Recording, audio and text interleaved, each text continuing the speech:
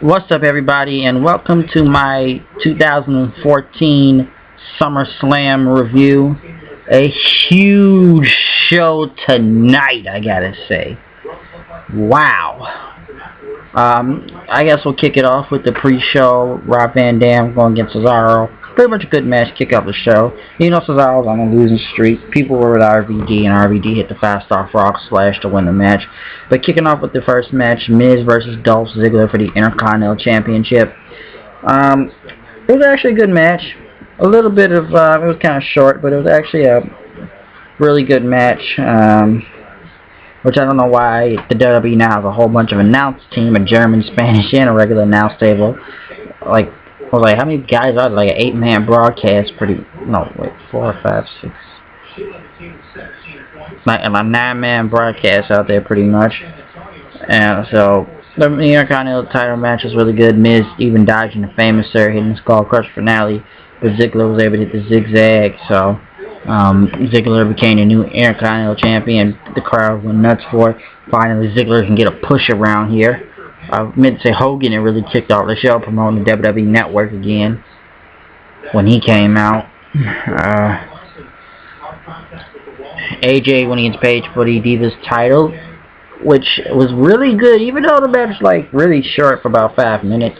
I wish they would have got a longer time, but I guess Brie and Stephanie had to get a longer time. The match was really good, especially Paige dodging the Black Widow, hitting that crazy DDT or whatever it was, the wicked DDT, and winning, becoming the new Divas champion. Pretty much you could say happy birthday to Paige. What a birthday present. You win the Divas title for the second time. That was actually good. It was short, but it was a really good match for a title. So it was like two title changes that quickly tonight. Like, wow, that was actually crazy.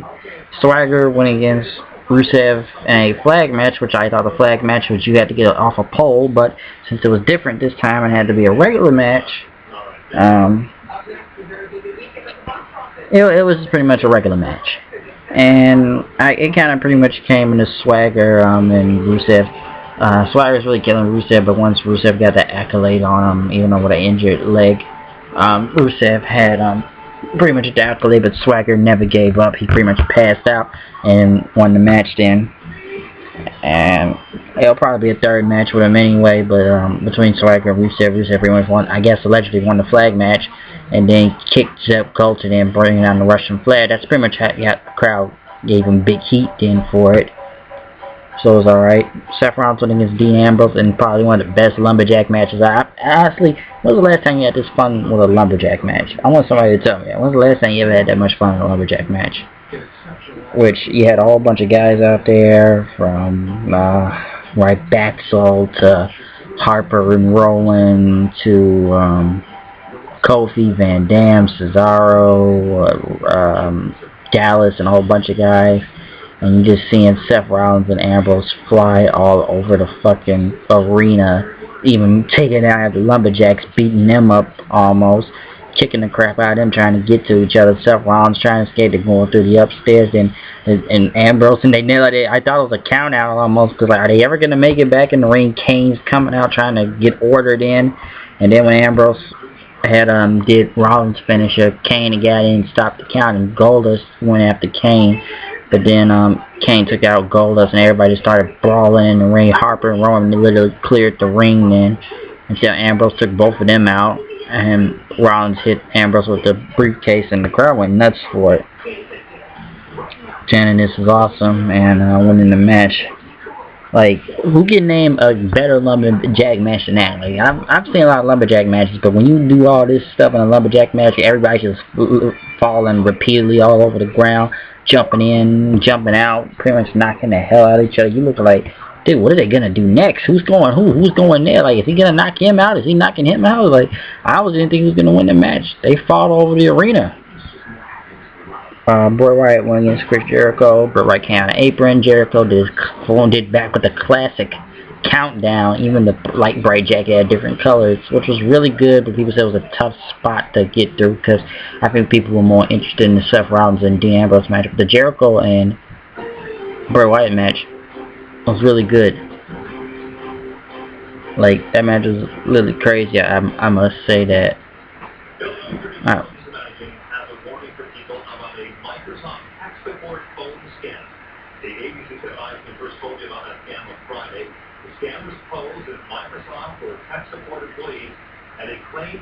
Hold that thought.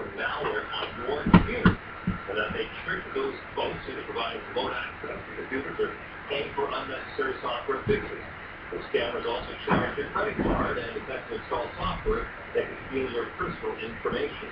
Starting next summer, students at Illinois public colleges will no longer be permitted to light up on campus. Governor Pat Flynn signed a law that bans indoor and outdoor smoking at all state-supported colleges and universities.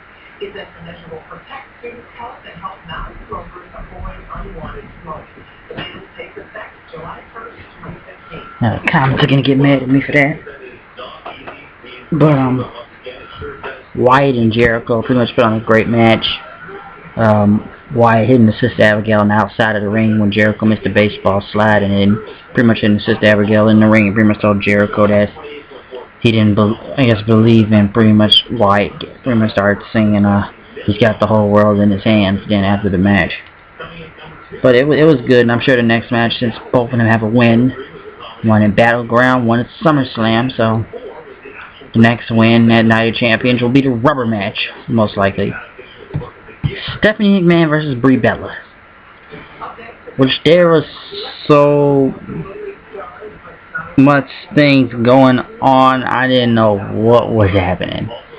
I'm seeing Ronda Rousey in the crowd, Stephanie McMahon throwing up the 4 Horsemen sign. Like, 4. And I'm looking at this match, and I'm saying Stephanie McMahon's kicking the living shit out of Brie Bella. And I'm like, isn't this supposed to be the other way around? And then people are chanting like, Stephanie, you still got it. You still, like they're really chanting, you still got it?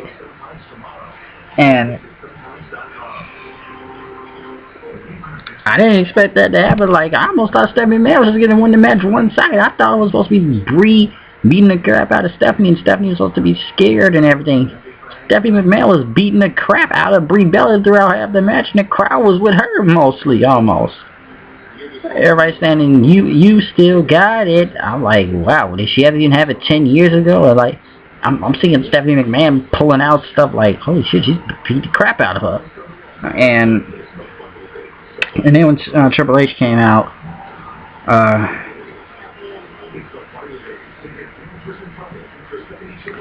pretty much Triple H came out then, and then Nikki Bella comes from behind, which I thought was an odd spot. And Triple H had pulled, a ref's leg once Brie Bella was kind of winning in the yes slot, and then Brie Bella pretty much drop kicked Triple H in onto the ground, and Nikki Bella got in the ring, and I kind of saw it coming from a mile away almost once they got and surrounded Stephanie McMahon. Pretty much Nikki Bella attacked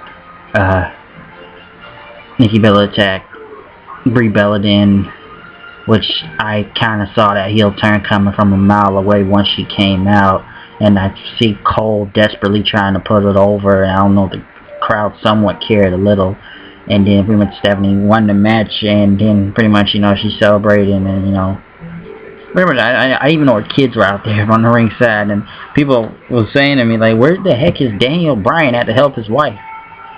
And I saw this coming, but the fact that I'm seeing Stephanie McMahon beat the living crap out of Brie Bella, which actually I almost thought they would actually put on a good match.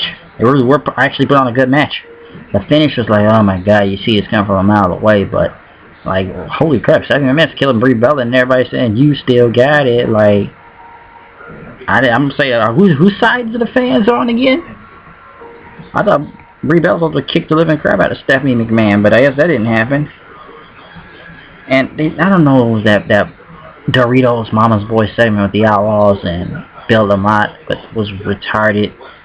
Roman Reigns going against Randy Orton, which is like, the match was good for what it was.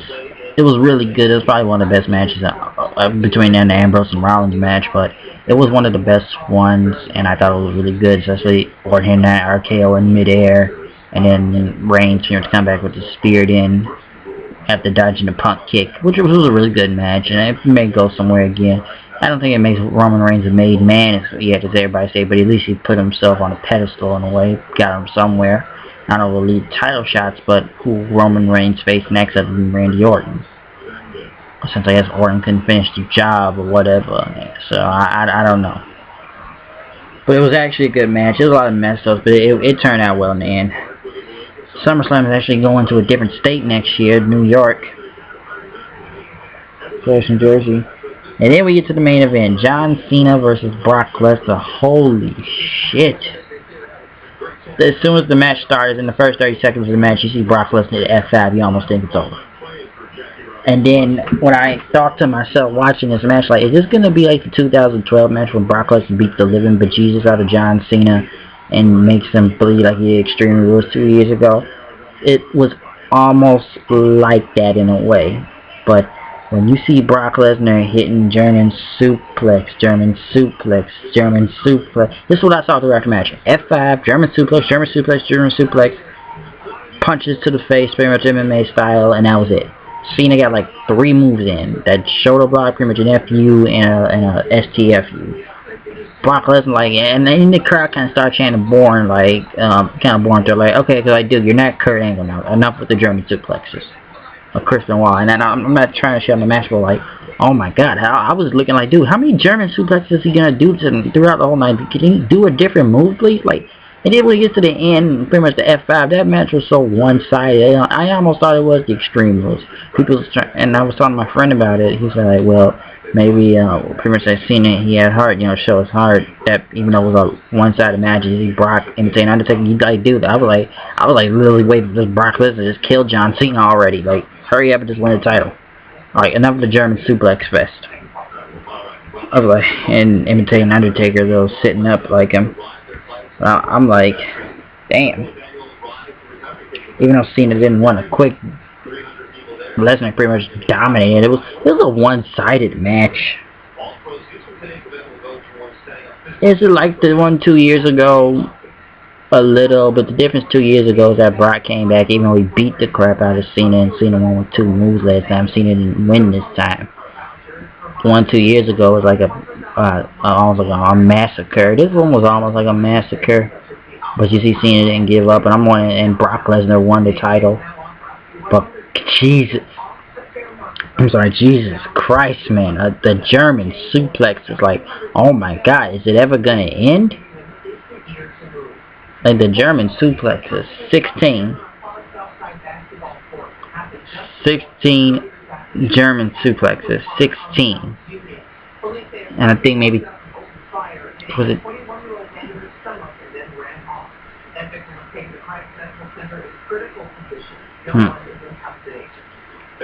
2 F5s then, I guess. Pretty much 2 F5s then, and I don't know. And pretty much punches all over the place. Was this match really good?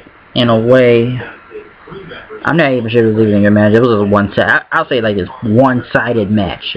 One side, and the crowd pretty much went nuts a little when Brock won the title. And people tried to look shocked, like, I almost look at the Undertaker match almost better than this one. Like, damn, at least Undertaker looked like he had a fighting chance almost. This was like one-sided to the max. But that's my opinion of it, to what happened. But it was actually a really great pay-per-view. It had a lot of great things that happened. It was really good. 3 title changes. It was a lot of great matches. One-sided beatdowns. A couple of surprising things here and there. A lot of logic that didn't make sense tonight. But it was good. It was really good. Fantastic almost. But that's what I gotta say about the pay-per-view. But that Brock Lesnar match, dude, 16 German suplex. I thought he did 20. But once the crowd kind of really chanted more, like, dude, do a different move. Just do a different move already. Hit the arm lock or something. One-sided match though. Like, Cena, like, he never had a fighting chance. That's what it looked like. But SummerSlam, like I said, really great pay-per-view. I want you to comment, subscribe, live reactions, everything will be posted up tonight for this pay-per-view. So please do what you can to watch what for our show. Watch what happened. Live reactions, everything. So this is my review of SummerSlam 2014. So I'm out of here. You know it's me, the HOOD. I'll say HOOD coming with the news and reviews. You know what I am, you know what I have to do. We came here, it was time to jam, and now we are done with this review of 2014 SummerSlam. So, what can I say? I'm out of here. See you guys later. Peace. Live reactions. Go check them out. Be posted later tonight. Peace.